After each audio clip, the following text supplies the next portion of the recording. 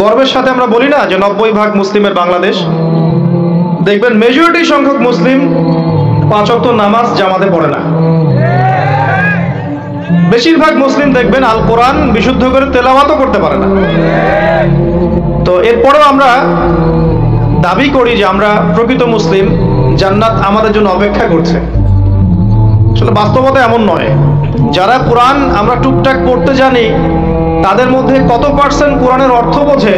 এই আল্লাহ পাকের কিতাব আমার হাতে আছে, এই কিতাবের অর্থ কতজন বোঝে? এটা একটা চ্যালেঞ্জ।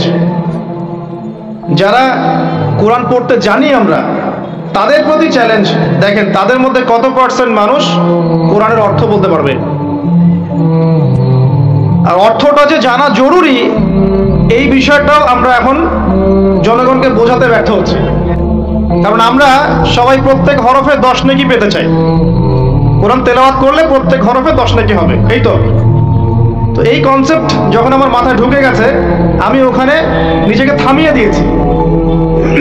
অর্থ বুঝে গবেষণা করলে এবং কোরআন কেন্দ্রিক জীবন ব্যবস্থা গড়লে যে আরো বেশি নেকি হয়, এটা আমার মাথায় নাই। প্রত্যেক হরফে 10 নেকি তো আপনি পাবেন তেলাওয়াত করলে, কিন্তু অর্থ বুঝে এর ভিতরে ঢুকলে, গবেষণা করলে এর মূল স্বাদটা পাওয়া যায়, এটা আমরা বুঝতে পারছি না। দেখবেন বেশিরভাগ মানুষ কোরআনের অর্থটা জানে না। আবার আমরা যারা টুকটাক ভাঙাচুরো অর্থ জানি, তারা আবার দেখবেন কোরআনের সমস্ত আদেশ মেনে চলতে পারছি না এবং কোরআনের সমস্ত নিষেধও বর্জন করতে পারছি না। সমস্যা কিন্তু এখানেও থেকে গেছে। আবার কোরআনের ব্যাখ্যায় আছে হাদিস। তো এই হাদিসকে কেন্দ্র করে কোনো বিভ্রান্তির সুযোগ ছিল না, কিন্তু এখানেও আমরা বিভিন্ন জাল এবং বানোয়াট হাদিসের উপর আমলও শুরু করেছি। হাদিসের নামে এমন অনেক কিছুই চলছে সমাজে যেগুলোর সাথে হাদিসের কোনো সম্পর্ক নাই। আমি বলতে চাচ্ছি যে হাদিসের নামে আবার সমাজে এমন অনেক আমল চালু আছে যেগুলোর সাথে আবার হাদিসের কোনো সম্পর্ক নেই। তো দেখুন, ধর্মের মধ্যেও সমস্যা থেকে গেছে। আবার আমরা সবাই মুসলিম, আমাদের সবার ইউনাইটেড থাকার কথা। মুসলিম একটা জাতি, তাদের আল্লাহ একজন, রাসূল একজন, কিবলা এক, তাদের সবার মধ্যে একটা ইউনিটির কথা ছিল। কিন্তু আমরা ধর্মতাত্ত্বিকভাবে এবং পলিটিক্যালি আমরা বিভিন্ন দলে বিভক্ত এবং আপোষের মধ্যে মিল মহব্বত কম।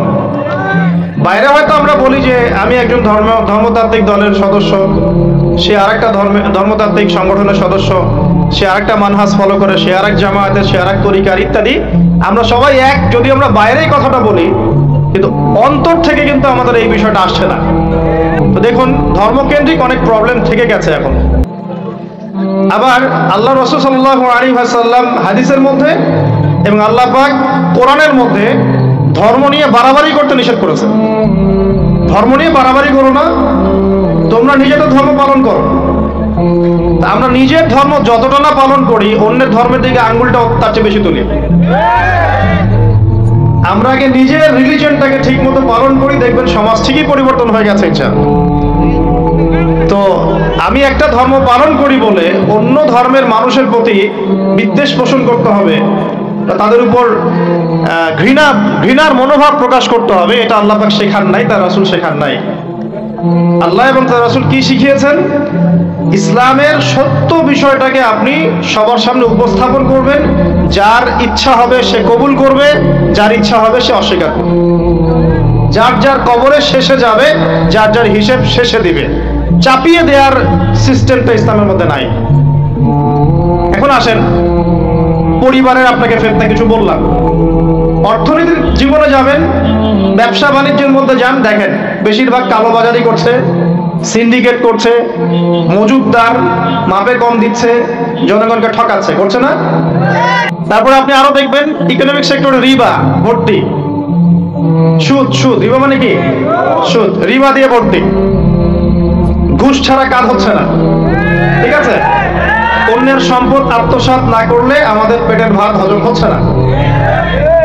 তো এই যে দুর্নীতি বলেন, ঘুষ বলেন, রিবা বা সুদ বলেন, হ্যাঁ, তারপরে কালো বাজারি বলেন, কালো টাকা সাদা করার টেন্ডেন্সি বলেন, পাচার বলেন, সবগুলো অর্থনৈতিক ফিতনা।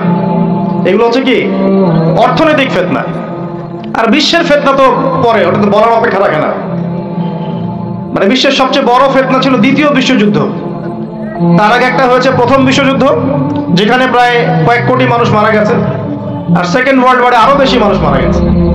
তো এখন বিশ্বকে ঠেলে দেওয়া হচ্ছে একটা থার্ড ওয়ার্ল্ড ওয়ারের দিকে, মানে যে কোনো সময় একটা তৃতীয় বিশ্বযুদ্ধের আশঙ্কা করছেন এখনকার যারা মিলিটারি অ্যাফেয়ার্স নিয়ে পড়াশোনা করেন, ওয়ার্ল্ড অ্যাফেয়ার্স নিয়ে পড়াশোনা করেন, তারা এগুলো বলতে পারবেন ভালো। বিশ্বকে একটা খাদ্য মন্দার দিকে ঠেলে দেওয়া হচ্ছে, বিশ্বকে একটা দুর্ভিক্ষের দিকে ঠেলে দেওয়া হচ্ছে, এবং মহামারীর মধ্য দিয়ে অলরেডি কিন্তু আমাদের বিভিন্ন দেশের ইকোনমিক অবস্থা ভালো না, তার উপরে খাদ্য সংকট, তার উপরে যে বৈশ্বিক যুদ্ধগুলো, আমদানি রপ্তানি বন্ধ হয়ে যাচ্ছে, তেল গ্যাসের দাম বেড়ে যাচ্ছে, জনগণ হাহাকার করছে। পলিটিক্যাল গ্লোবাল অ্যাফেয়ার্স এর ফিতনা এগুলা। আপনাকে এই জন্যই প্রথমে আমি একটা কথা বললাম যে ফিতনাময় একটা পরিবেশে একজন মুমিন যার অন্তর্দৃষ্টি আছে, যে কোরআন এবং সুন্নাহ দিয়ে এই বিশ্বের এই রহস্যগুলো উদ্ঘাটন করতে পারে, সে ভালো থাকতে পারে না। তার মনটা সবসময় কিন্তু মানে ব্যাকুল থাকবে যে কিভাবে এইসব সমস্যা থেকে নিজে উত্তরণের পথ খুঁজতে পারি, আর আমার পরিবারকে বাঁচাতে পারি, আর আমার জনগণকে বাঁচাতে পারি।